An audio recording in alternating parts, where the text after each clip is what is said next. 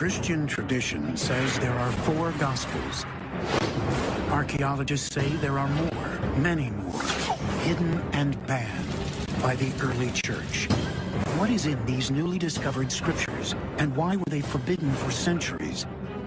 Cutting-edge technology reveals the secret history of Christianity, buried in the lost Gospels.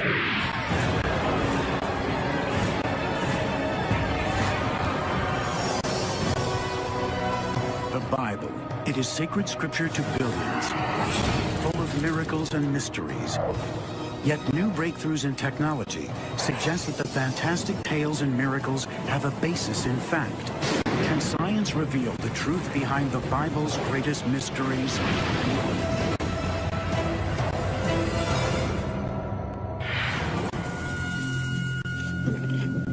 Winter 1886. French archaeologists dig for artifacts in the Christian section of a cemetery in Upper Egypt. Suddenly, they make a discovery that shakes Christian history to its core. What they uncover is the long-forgotten grave of a monk buried in the 8th century. But the real find is what the monk is taking with him to the next world. Those who buried the monk apparently took this little papyrus book and put it with the monk, so that in a way he could go into the next life with one of his favorite books. It includes not Matthew, Mark, Luke, and John, but it includes the Gospel of Peter. The book apparently is an actual gospel, a first-hand account of the life of Jesus, yet the text claims to have been written by the Apostle Peter. For nearly 2,000 years, everything Christians knew about Jesus came from the Gospels of the Christian Bible, accounts by Matthew, Mark, Luke, and John.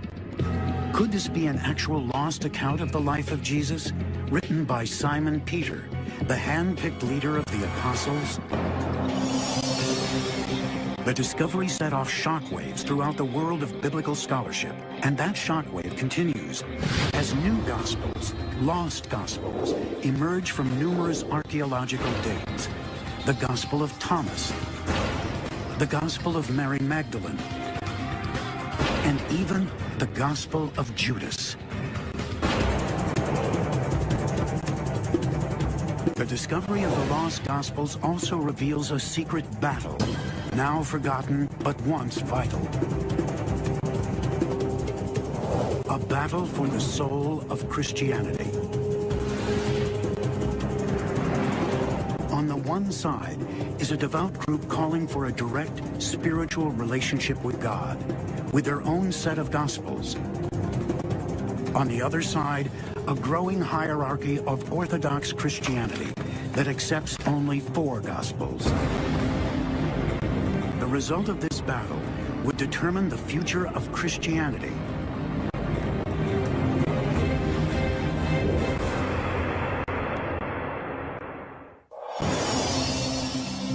But at the very beginning days of the faith, there literally was no gospel and no Christian Bible. Christianity begins around the year 30 AD with a group of Jews who follow the teachings of Jesus of Nazareth. We tell history through stories, and this was certainly the case with the early Jesus movement. The people that were around Jesus, the poor, the marginalized, they most likely couldn't read or write, so they did what everybody else did. They told stories. People must have talked to each other. Now, you knew Jesus. What did he say when you met him? Were you there when he was walking down the road? Do you remember the story? What I heard was this. The stories of Jesus were not written down for decades. Scholars believe the earliest gospel, the Gospel of Mark, was written about 70 AD, 40 years after the death of Jesus. But his was not the only gospel.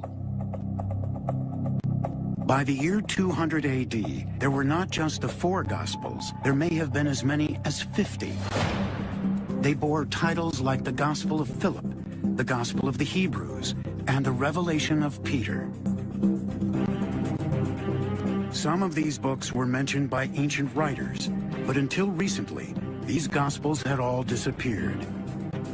What happened to them, and why are there only 4 Gospels today? The answer comes down less to faith and more to politics.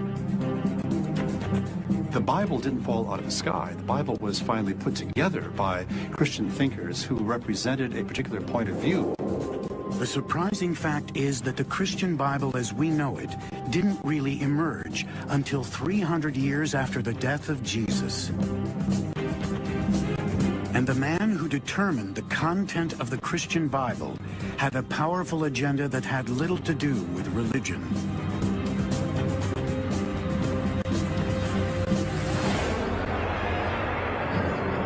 In 312 AD, a Roman emperor named Constantine, a pagan who believed in multiple gods, claimed to have had a vision of the cross before a battle. After his victory, he became a convert to the religion of Christianity, eventually making it the semi-official state religion. Constantine wanted to harness this new religion in order to unify a Roman Empire that was falling apart. At that time, Christianity was a loosely organized religion, a collection of churches with diverse beliefs and diverse scriptures. The emperor intended to change that. What he noticed, however, was that these people aren't very well organized. And if there's one thing that Romans knew how to do, it was to get things organized. In 325 AD, Emperor Constantine convenes the Council of Nicaea to decide the basic tenets of Christianity. He brings together the most powerful church leaders from around the world to discuss legalizing a formal Christian religion. One of the interesting things is, it becomes clear that what he is primarily interested is in unity. He wants the Christian religion to provide the ideological basis for the empire. The goal of Constantine's council was to unify the faith, both religiously and politically. After weeks of debate, the various bishops and priests agree on a set of principles that unify all of Christianity and place the religion firmly under the control of the emperor. And he then used his authority to say, okay, guys, this is it. Things got drastically changed under Constantine. We have a complete redefinition of how God is to be understood. God now is the protector of the state, which then seeks to use the religion for its own purposes, to unify everything, because you can't have much dissent and run a state. Constantine also unified the Christian Gospels and limited the Gospels he considered fit for the state religion.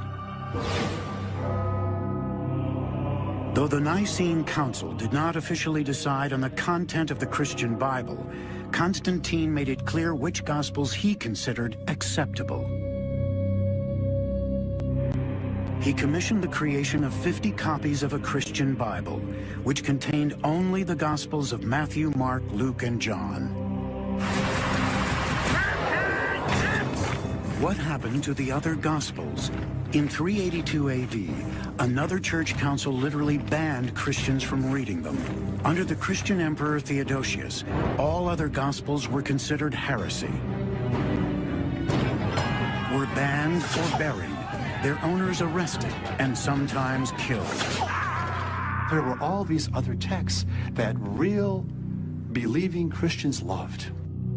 And for a long time, it must have been read until the bishops came around to say, thou shalt not read this, but thou shalt read that. What was contained in these lost Gospels? What made them so threatening that they had to be banned or destroyed? No one knew for nearly 2,000 years. But in 1886, the Gospel of Peter emerged from the sands of the Egyptian desert. Other astonishing discoveries followed in the 20th century. The Gospels of Thomas, of Mary Magdalene, of Judas. These lost Gospels reveal a very different view of Jesus, a different approach to spirituality, and a lost version of Christianity that once threatened the very foundation of the faith itself.